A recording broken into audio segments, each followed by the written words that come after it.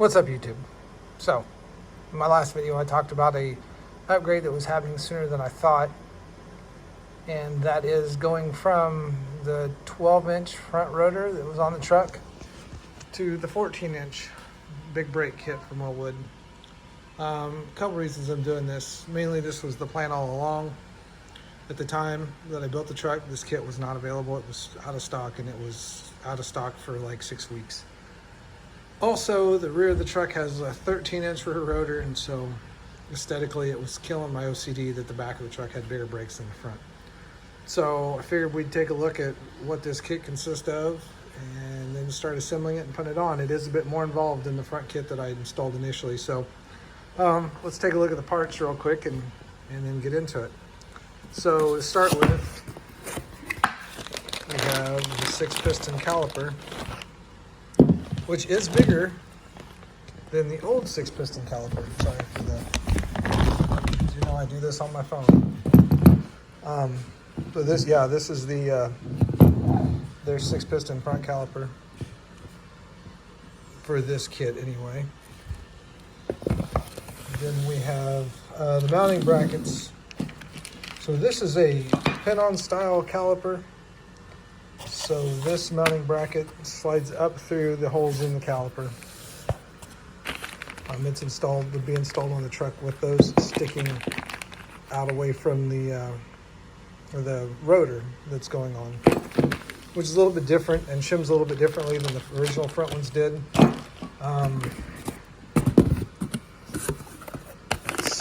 Similar style Wilwood hub. It's not the same part number. I hope it kind of was, but it's not. So I'm gonna have to re-grease all the wheel bearings and transfer my studs over and everything like that, which is fine. It's not all the work. I just thought if it wasn't, I could get away with that.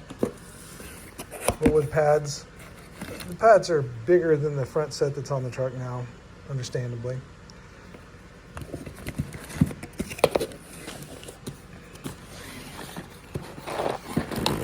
Random box of hardware. Comes with all of this.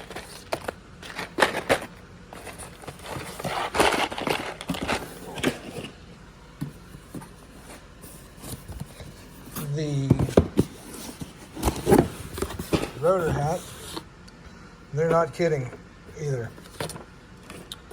Use an inch-pound torque wrench if you're building this kit.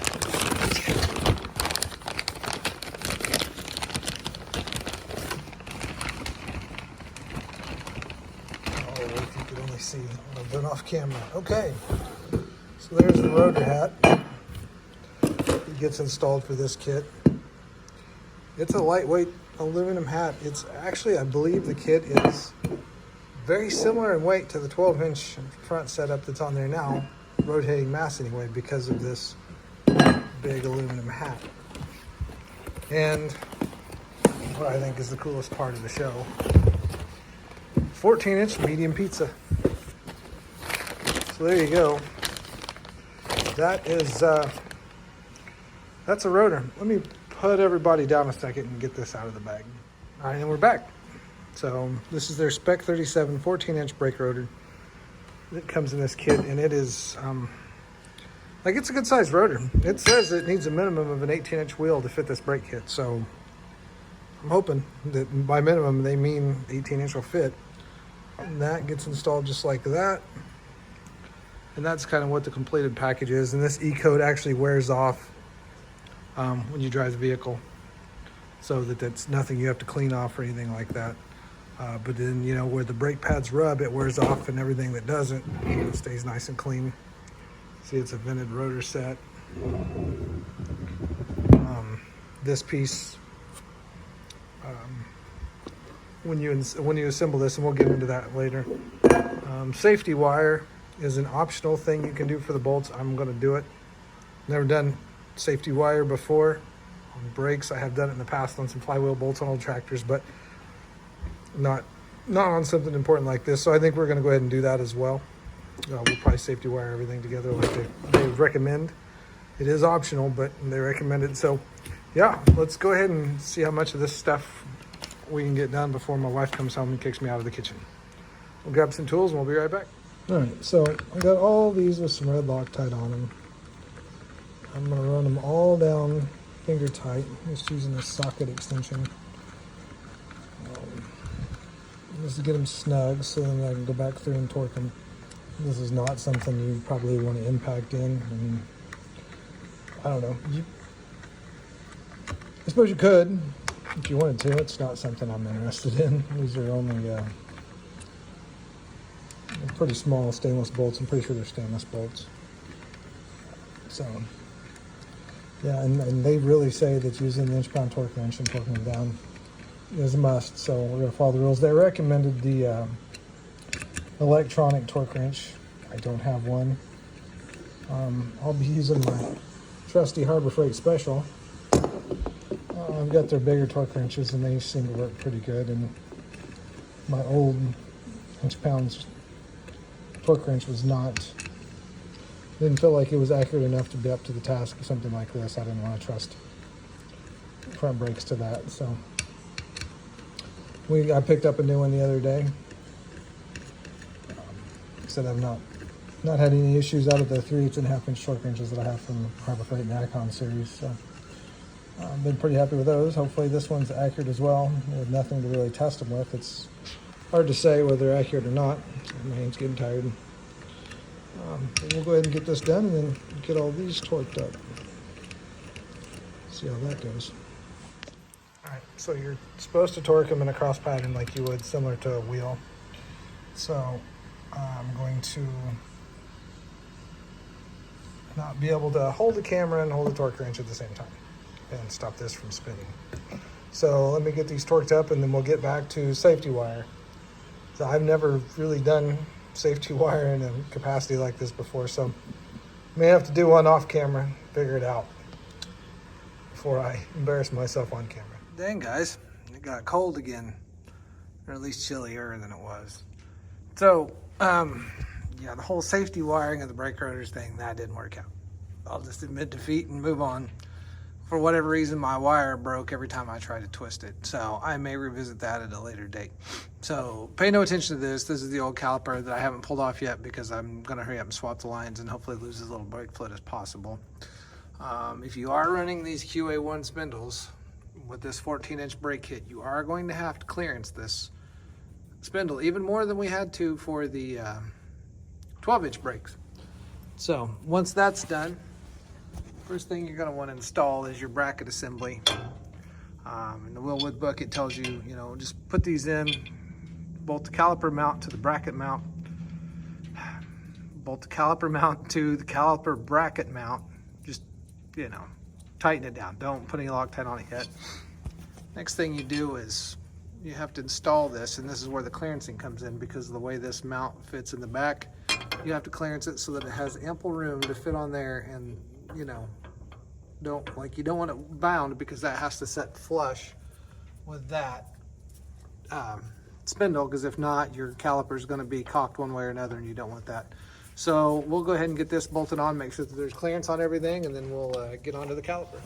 All right, so basically once you get your brackets all on, put your 5-lug hub on the front, grease your wheel bearings, kind of set your preload a little bit.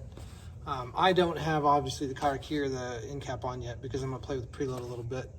But once all that's done, hand tighten your caliper down, and then you have to set the gap between the caliper and the rotor. These distances need to be the same or as close to as you can get. Within my passenger side's already done. I was like 7/1000ths off. The way I check that gap is I use a set of dial indicators. And what I'll do is right here in this area, you can get flat against the caliper and flat against the rotor, right? So this will give you a pretty good idea of where you are. So that's at 705. Kind of wiggle it around, measure it a couple times. That time I get 710. So then what I'll do is I'll come over, same idea, and do this side. And completely miss the caliper. This is, trust me, a lot easier to do when you're not holding the phone.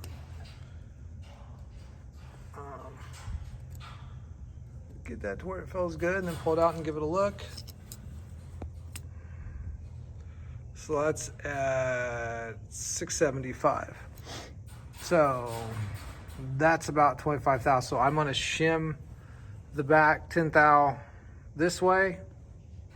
Put another, what I'll probably do is put a, so the shims come in 10 thousandths and 30 thousandths thicknesses. 30 thousand is gonna shift everything about right to where I should have equal distance on each side. So what I'll do is I'll pull this apart, put a shim on, and then we'll go back together and torque that down. All right, so I had a couple things come up last night and didn't get to finish all the clips that I wanted to have put in this kit on, but it is done, and I've been out and bedded the pads according to the Wilwood instructions, and it's definitely noticeable difference from the 12-inch kit that was on here before. But yeah, that's what it looks like when it's all said and done. So I think that's kind of it for the suspension on this truck now. The brakes are done. Obviously, all the QA1 stuff's installed. We are going to build like frame connectors for it. I'm going to tie in the frame and probably box part of the frame together. I don't want to add a ton of weight, but I'd like to make it a little more rigid towards the rear end. So that'll all probably be just some custom fabricated stuff because they don't sell anything off the shelf for it. Probably next video, we're gonna rip out the carpet and add the transmission tunnel hump and clean all that stuff up so that it looks a little nicer. So yeah, check back for that probably a week or so. Thanks for watching.